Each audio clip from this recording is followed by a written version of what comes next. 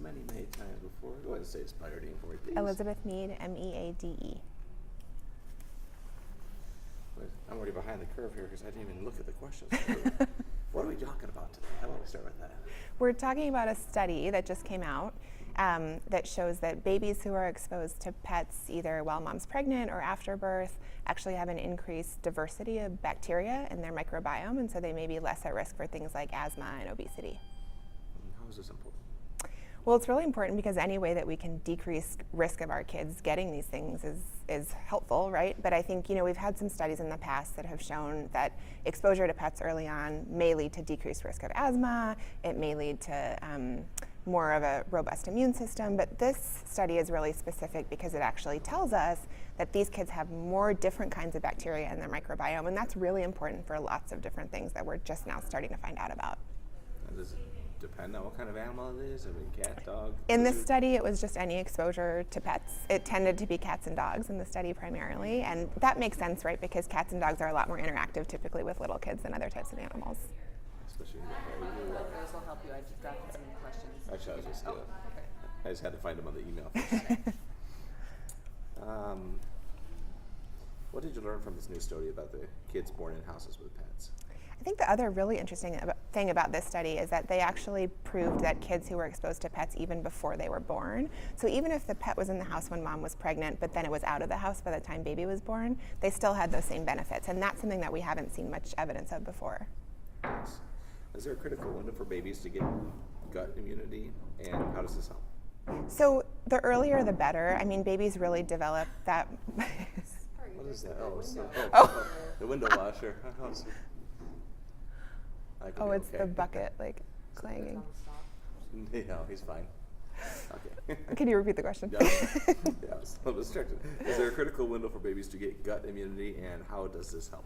So the earlier the better. I mean, babies really develop their gut immune system quite early on, so that's why things like early exposure to allergens can also be helpful. So we think that the earlier you can develop a nice diversity of bacteria in your microbiome, the more that's going to have long-lasting, even lifelong health effects. Of course, you're saying that the babies can build their immunity while it's still in the womb. Yeah, so that's the really interesting piece about this study is that it shows that exposure to things even while mom is pregnant actually does have an effect on the microbiome later in life. So what can parents do if they don't have or don't want to get pets, and how much of an advantage does it really give kids with pets in the house?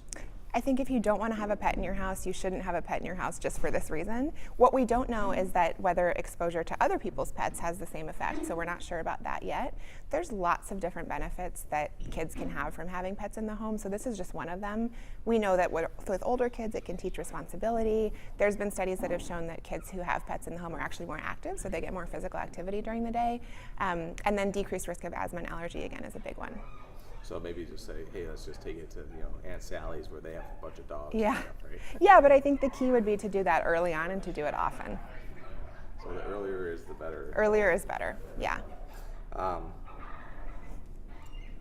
already talked about before the child was born. And, do babies' kids have a hard time getting good gut immunity microbes? There are several things that can affect that. So whether a baby is born by cesarean section or not, whether they're breastfed or formula fed, and then all kinds of different exposures. So did the baby have antibiotics early in life? Did the mom have antibiotics while she was pregnant?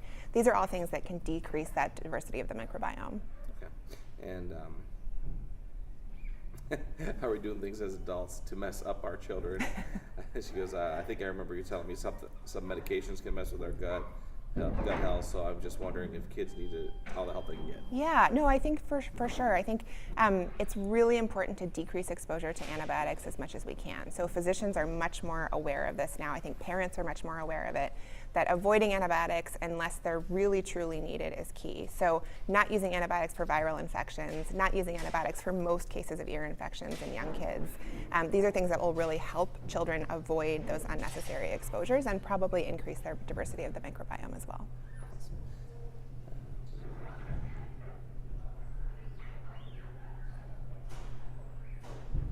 Let's see. That's what she's being silly. So you recommend everyone get a pet? LOL. I bet a lot of kids are wanting puppies, and little sisters will love this story. Is there anything people can do to help boost their baby's gut health? guess. I think we've talked about most of the things. I think avoiding antibiotic exposure. There's this thing called the hygiene hypothesis that we've known about for a while. And so when people are developing their immune system as babies, there's kind of two pathways that those cells can go down. They can become infection-fighting cells, or they can become cells that contribute to asthma and allergies. So the idea is that the more different kinds of bacteria and dirt that kids are exposed to early in life, the more they're going to funnel toward that infection pathway and not have so much of a risk of asthma and allergy. So it's good to actually let the body do what it's supposed to do. Exactly. Yeah. Let kids eat dirt. That's what we say. But wear helmets. Anything else we didn't catch? You think we got it all? I've gone through her list, and we had a couple questions before that. I got it. I guess if people are concerned or have questions, it's always helpful to tell them to ask their pediatrician Yeah. for advice. Or, Yeah. If you're not to rush out and buy it. Like, Exactly. I think that's a real important Yeah. point Yeah, to make. I guess Right. you state that, emphasize the fact you're not saying that, and Yeah, I think if you're not somebody who wants a pet at home, this is not a reason to rush out and buy one. There's not evidence that if you have older kids in the house that getting a pet will have these same effects as if it's an infant. And so I think it's important to think about, does a pet fit into your family structure? Is it something that you're going to be able to take care of? And if you're going to have a pet with young kids in the house, it's really important to make sure that that pet is well-trained, child-friendly, and that you really teach your kids how to safely interact with it.